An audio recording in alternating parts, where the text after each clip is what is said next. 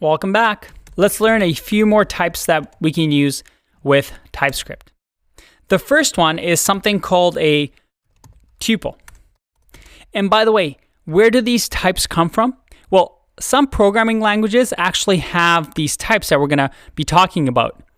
And JavaScript just happens to not have them. Doesn't mean it's a bad thing, but TypeScript allows us to actually use them, which is a pretty nice feature.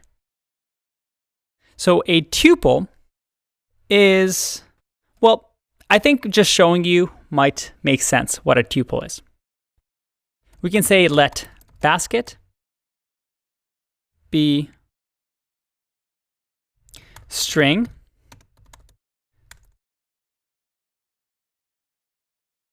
and number. And now the basket will have a basketball and a 5 in its array.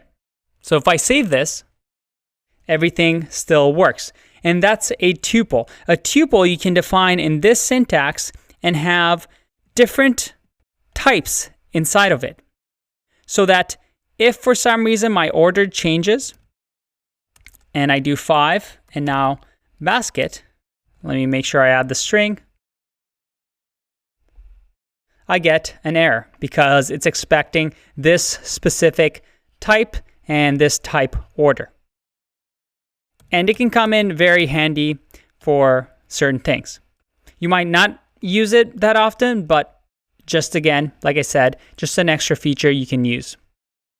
Another one that's very popular, especially because it exists in a lot of programming languages, is something called enum, for enumerable.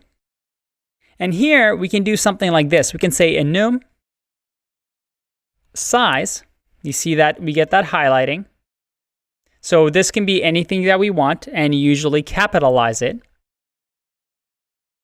And we'll say with curly brackets that small equals to 1, medium equals 2, and let's say large equals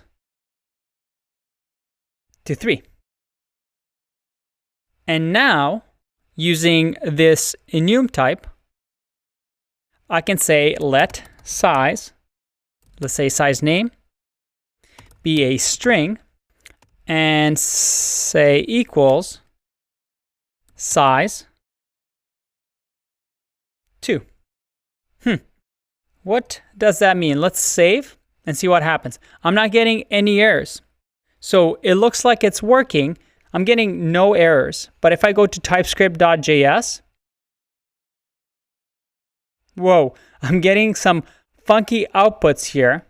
But it looks like the size 2 that I'm getting should output medium. Let's test this theory. I'm going to say console.log size name. I'm going to save. I'm going to close the compiler for now and just run node typescript.js, and I get medium. I know this can get a little bit confusing, but again, something that you can read up on. With enums, you can have a different data structure that you can use to organize your information for your program.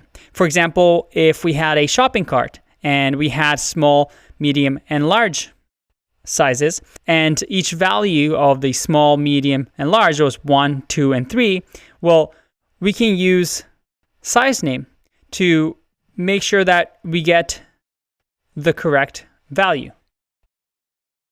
Now, let's say we want to have, instead of size 2, let's say we're going to have size small. If I run the compiler, type size small is not assignable to type string. But if I change this to number, everything works because size small is now equal to 1. And you can see if I hover over this, it shows me that size small is equal to 1.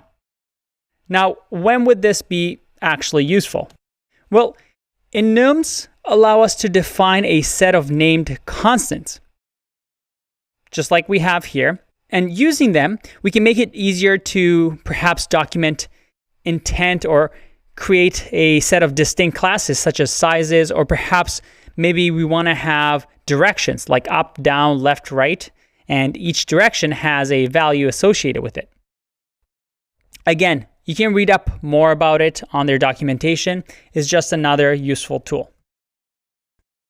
All right, let's take a break and I'll see you in the next one. Bye-bye.